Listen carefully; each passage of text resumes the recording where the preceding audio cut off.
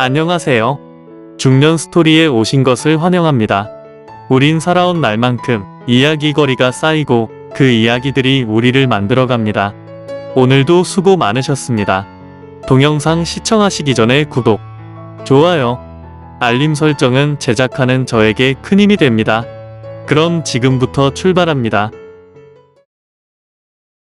안녕하세요. 중년 스토리에 오신 것을 환영합니다. 오늘은 행복한 중년과 불행한 중년의 결정적인 차이 10가지를 살펴봅니다. 중년이 되면 인생의 방향이 극명하게 갈리기 시작합니다. 어떤 사람은 여유롭고 행복하게 나이 들고, 어떤 사람은 불안과 후회 속에 살아갑니다. 같은 나이지만 전혀 다른 삶을 살아가는 이유는 무엇일까요? 바로 태도와 습관의 차이 때문입니다. 행복한 중년과 불행한 중년을 가르는 10가지 결정적 차이를 깊이 있게 살펴보면서 우리 스스로를 돌아보는 기회를 가져보세요. 작은 습관 하나가 바뀌면 인생 전체가 달라질 수도 있습니다. 첫 번째는 건강관리 습관입니다. 행복한 중년은 어떻게 할까요? 행복한 중년을 사는 사람들은 건강을 최우선으로 생각합니다.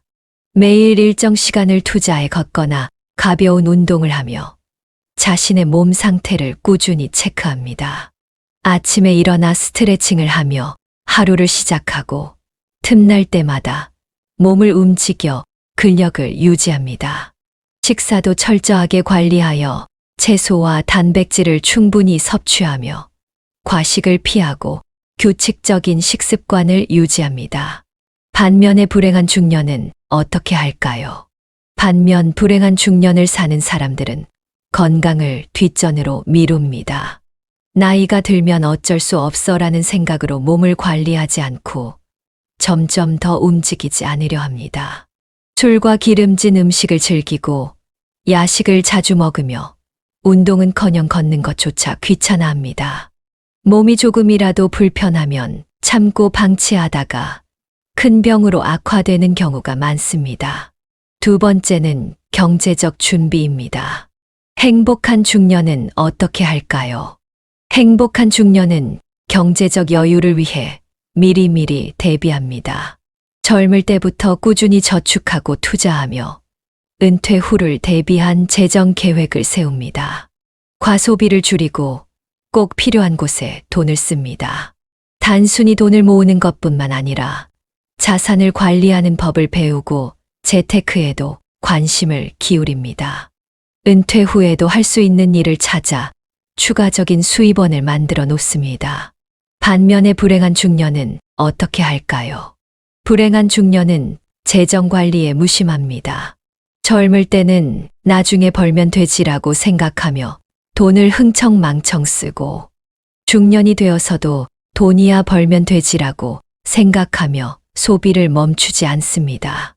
필요하지 않은 물건을 사고 계획 없이 지출하며 결국 노후에 돈이 부족해 힘들어집니다.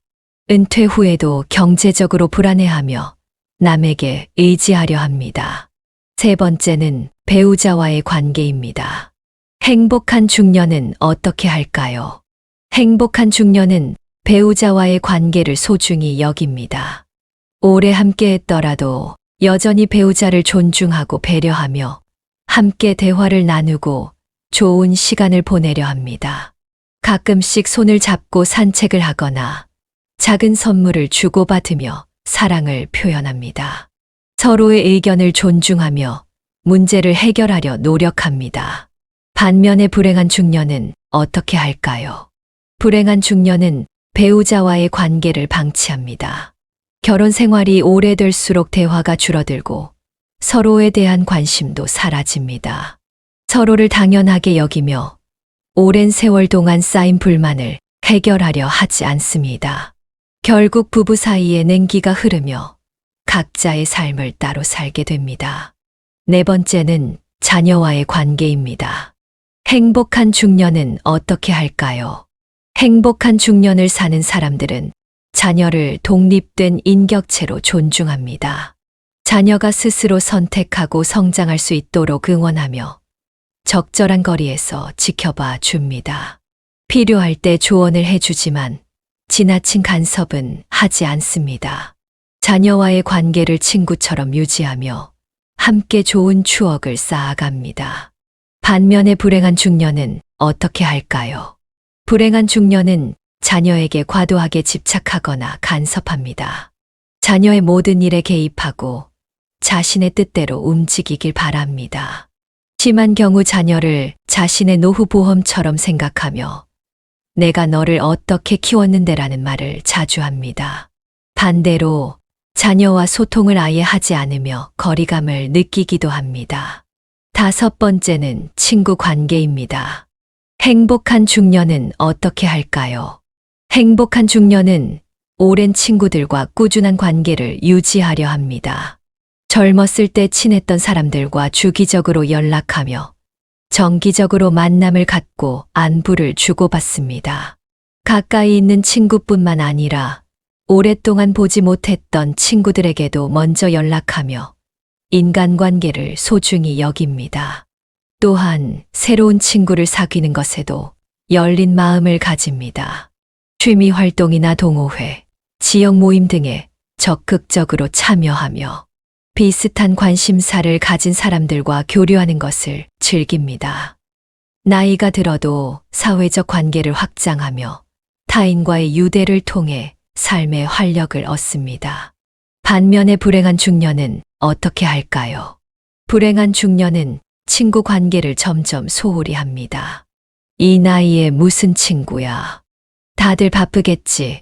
괜히 연락했다가 귀찮게 생각하면 어쩌지? 이런 생각으로 친구들과의 연락을 멀리하고 모임에도 점점 참석하지 않게 됩니다. 처음에는 혼자가 편할 수도 있지만 시간이 지나면서 점점 더 고립됩니다. 이야기를 나눌 사람이 줄어들면서 외로움을 느끼지만 먼저 연락하는 것이 어색해지고 관계가 점점 끊어집니다. 결국 혼자 있는 시간이 늘어나고 대화할 상대가 없어 우울함을 느끼는 경우도 많습니다. 6번째는 일과 취미입니다. 행복한 중년은 어떻게 할까요? 행복한 중년은 은퇴 후에도 의미 있는 활동을 찾으려 노력합니다. 일을 그만두더라도 단순히 쉬는 것이 아니라 삶의 보람을 찾을 수 있는 일을 고민합니다. 예를 들어 작은 창업을 하거나 자원봉사를 하거나 자신이 좋아하는 일을 하면서 소득을 창출하는 경우도 많습니다. 또한 새로운 취미를 배우는 것에도 적극적입니다. 악기를 배우거나 그림을 그리는 등 창의적인 활동을 시작합니다. 여행을 다니며 새로운 곳을 탐험하고 경험을 쌓습니다. 운동을 하며 건강도 지키고 새로운 친구들도 만납니다. 독서나 글쓰기를 하며 스스로 성장하는 시간을 가집니다. 반면에 불행한 중년은 어떻게 할까요? 불행한 중년은 은퇴 후 할 일이 없어 무료함을 느낍니다. 젊었을 때는 일하느라 시간이 없어라고 말했지만 막상 시간이 생기면 무엇을 해야 할지 몰라 멍하니 하루를 보냅니다. 취미가 없고 새로운 것을 배우려는 의지도 없기 때문에 하루 종일 TV를 보거나 스마트폰만 만지작거리며 시간을 보냅니다. 이로 인해 무기력감이 쌓이고 시간이 지날수록 더욱 활력을 잃게 됩니다. 7번째는 자기 개발입니다. 행복한 중년은 어떻게 할까요? 행복한 중년은 배움에는 나이가 없다고 생각합니다. 새로운 지식을 배우는 것이 삶을 풍요롭게 만든다고 믿으며 꾸준히 자기 개발을 합니다. 독서를 통해 다양한 지식을 쌓고 사고의 폭을 넓힙니다. 온라인 강의나 오프라인 강좌를 듣고 새로운 기술을 익힙니다. 외국어나 새로운 취미를 배우며 끊임없이 도전합니다. 변화하는 사회에 적응하기 위해 최신 트렌드를 따라가며 적극적으로 정보를 습득합니다. 이러한 태도는 지적인 자극을 주고 삶의 만족도를 높이는 중요한 요소가 됩니다. 또한 학습을 통해 치매 예방 효과도 있으며 새로운 것을 배우는 과정에서 삶의 활력을 찾을 수 있습니다. 반면에 불행한 중년은 어떻게 할까요? 불행한 중년은 더 이상 배울 필요가 없다고 생각합니다. 이 나이에 뭘 더 배우겠어? 배운다고 뭐가 달라지나? 이런 생각으로 새로운 지식을 습득하려 하지 않습니다. 젊었을 때 쌓아온 지식과 경험만으로 살려고 하지만 세상은 빠르게 변화합니다.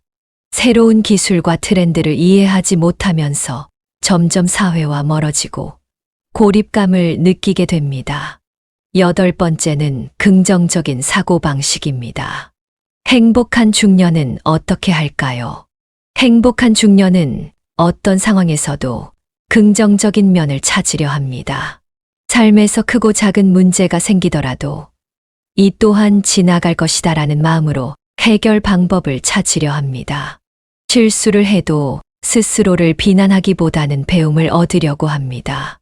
어려운 일이 생기면 주변 사람들과 이야기하며 해결책을 고민합니다. 오늘도 즐겁게 살아야지 라는 태도로 하루를 시작합니다. 이러한 긍정적인 사고방식은 스트레스 관리에도 큰 도움이 되며 중년 이후의 삶을 더욱 건강하고 행복하게 만들어줍니다. 반면에 불행한 중년은 어떻게 할까요? 불행한 중년은 부정적인 생각에 쉽게 빠집니다. 나는 운이 없어. 내 인생은 왜 이렇게 힘들까? 이제 늙었으니 다 끝났어. 이런 생각이 쌓이면 아무리 좋은 기회가 와도 잡지 못하고 계속해서 우울한 감정 속에 머물게 됩니다. 결국 삶의 활력을 잃고 무기력하게 살아가게 됩니다. 9번째는 스트레스 해소법입니다. 행복한 중년은 어떻게 할까요? 행복한 중년은 건강한 방법으로 스트레스를 해소합니다. 명상이나 요가를 하며 마음을 다스립니다. 운동을 통해 스트레스를 날려버립니다. 여행을 떠나 새로운 환경에서 기분을 전환합니다. 좋은 사람들과 대화를 나누며 감정을 정리합니다.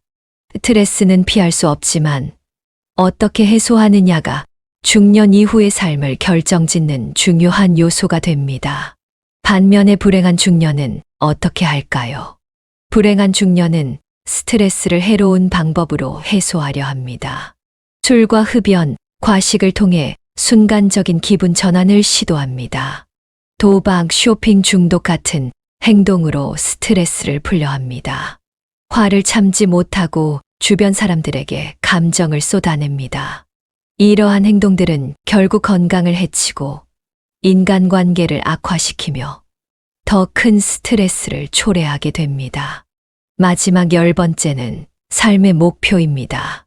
행복한 중년은 어떻게 할까요? 행복한 중년은 항상 새로운 목표를 가지고 살아갑니다. 여행 가고 싶은 곳을 정하고 계획을 세웁니다. 배우고 싶은 것, 도전하고 싶은 일을 찾습니다. 가족과 함께 하고 싶은 일을 정하고 실천합니다. 목표가 있는 사람은 나이와 상관없이 삶의 에너지가 넘치고 하루하루가 의미 있게 흘러갑니다. 반면에 불행한 중년은 어떻게 할까요? 불행한 중년은 삶의 목표가 없습니다. 이 나이에 무슨 목표가 필요해? 이렇게 생각하며 그냥 하루하루를 보내다 보니 점점 더 무기력해지고 삶의 의욕을 잃게 됩니다. 이제 당신은 어떤 삶을 선택하시겠습니까? 지금부터라도 한 가지씩 바꿔 나간다면 중년 이후의 삶은 더욱 행복해질 것입니다. 지금까지 시청해주신 구독자 여러분들 감사합니다. 더욱더 좋은 내용으로 다시 찾아올게요. 감사합니다. 지금까지 중년 스토리에서 전해드렸습니다. 구독, 좋아요, 알림 설정은 제작하는 저에게 큰 힘이 됩니다. 감사합니다.